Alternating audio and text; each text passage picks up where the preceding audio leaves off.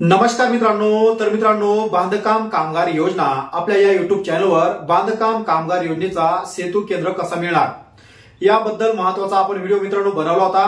त्या व्हिडिओला सुद्धा चांगला प्रतिसाद मिळाला असून बऱ्याच मित्रांना बांधकाम कामगार केंद्राचा सेतू सुद्धा मिळाला आहे।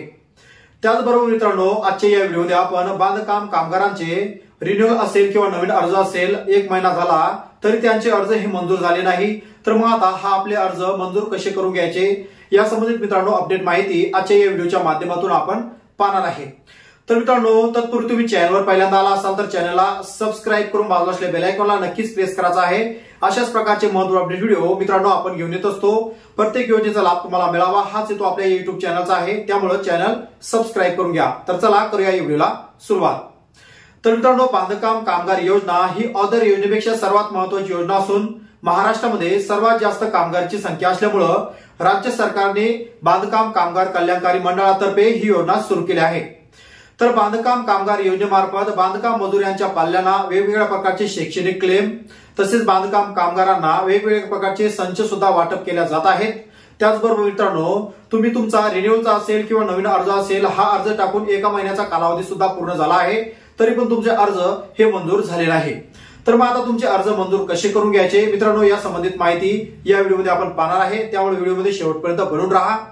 तर मित्रांनो, सर्वप्रथम तुम्हाला उपाययोजना म्हणून काय करायचं आहे, तुम्ही ज्या वेळेस तुमचा बांधकाम कामगार योजनेचा रिन्युअलचा असेल किंवा नवीन अर्ज असेल अपलोड केला आहे किंवा तुम्ही ऑनलाईन भरला आहे, त्याचबरोबर अपलोड करताना तुम्ही जेही कागदपत्र त्या ठिकाणी बांधकाम कामगार योजनेच्या वेबसाईटवर अपलोड केले ते संपूर्ण कागदपत्र तुमच्याकडे ओरिजिनल असणं गरजेचं आहे।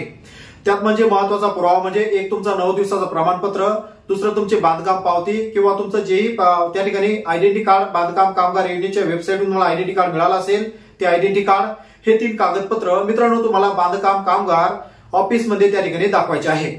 मग तुम्ही 9 दिवसाचं प्रमाणपत्र हे ग्रामसेवकाचं घेतलं असेल किंवा कॉन्ट्रॅक्टरचं घेतलं असेल किंवा शासकीय इंजिनियरचं घेतलं असेल तर हे 9 दिवसाचं प्रमाणपत्राचा नमुना तुमचा व्यवस्थित त्या ठिकाणी भरलेला आहे का, किंवा तुम्ही ज्यावेळेस तुमचा अर्ज ऑनलाईन केला आहे हा अर्ज व्यवस्थित भरला आहे का हे तुम्हाला सर्वप्रथम मित्रांनो पाहायचं आहे।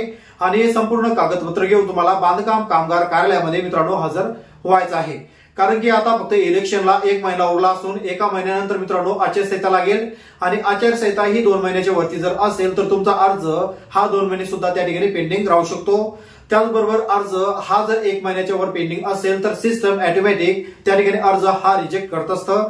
तर आपला अर्ज हा रिजेक्ट होऊ नये म्हणून आपल्याला बांधकाम कामगार कार्यालयामध्ये हे संपूर्ण कागदपत्र घेऊन त्या ठिकाणी हजर व्हायचं आहे।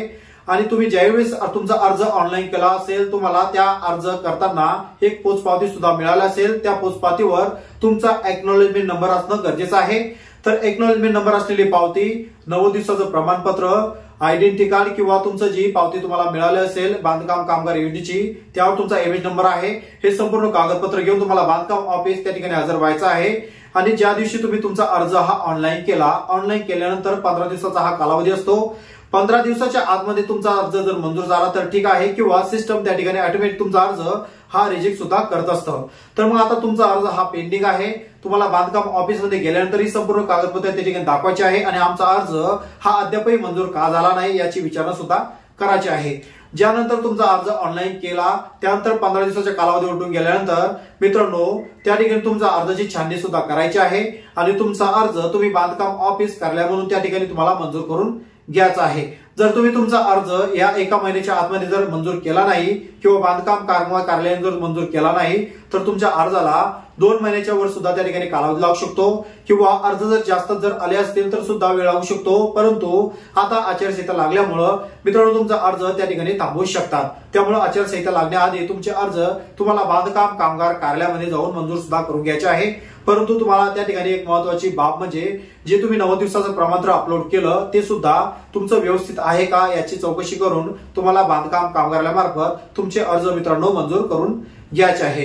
त्याचबरोबर बऱ्याच मंडळींनी क्लेम संबंधात मित्रांनो मेसेज सुद्धा केले होते की आमचा अर्ज सर मंजूर झाला नाही, आम्ही डॉक्युमेंट व्हेरिफिकेशन सुद्धा केले, त्यामुळे आमचे अर्ज मंजूर अद्यापही झाले नाही, तर त्यांच्यासाठी मित्रांनो महत्वाची माहिती अशी की तुमचे अर्ज तुम्ही ऑनलाईन केले आणि व्हेरिफिकेशन सुद्धा झालं, परंतु व्हेरिफिकेशन झाल्यानंतर सुद्धा तुमचे अर्ज हे ऍक्सेप्ट झाले नाही, तर मित्रांनो चिंता करू नका, कारण की अर्जांची संख्या जास्त असल्यामुळे तुमच्या अर्जाला त्या ठिकाणी थोडा वेळ सुद्धा लागू शकतो.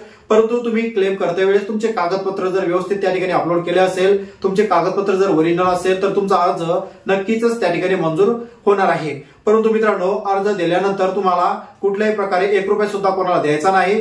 अर्ज हे बांधकाम कामगार कल्याणामार्फत तुम्हाला अर्ज त्या ठिकाणी मित्रांनो मंजूर सुद्धा होणार आहे, त्यामुळे तुम्हाला कुठल्याही प्रकारे 1 रुपया चार्जेस लागत नाही.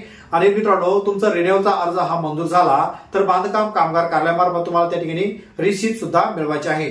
तर अशा प्रकारे तुमचा अर्ज मंजूर जर झाला नसेल तर 1 महिन्याच्या आतमध्ये तुम्हाला अर्ज बांधकाम ऑफिसमध्ये जाऊन मंजूर करून घ्यायचा आहे, अन्यथा तुमचा अर्ज रिजेक्ट सुद्धा होऊ शकतो. तर मित्रांनो आशा करतो व्हिडिओ तुम्हाला आवडला असेल, माहिती तुमच्यासाठी फायद्याची असेल, त्यामुळे व्हिडिओ जास्तीत जास्त बांधकाम कामगार यांच्यापर्यंत मित्रांनो शेअर करा.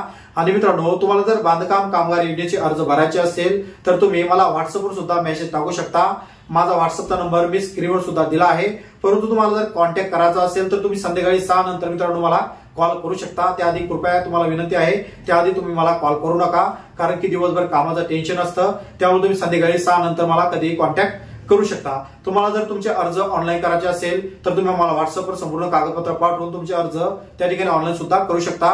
तर मित्रांनो अशाच प्रकारची इन्फॉर्मेटिव्ह माहिती मिळवण्यासाठी चॅनल सबस्क्राईब करून बाजूला असलेल्या बेल आयकॉनला नक्कीच प्रेस करायचा आहे.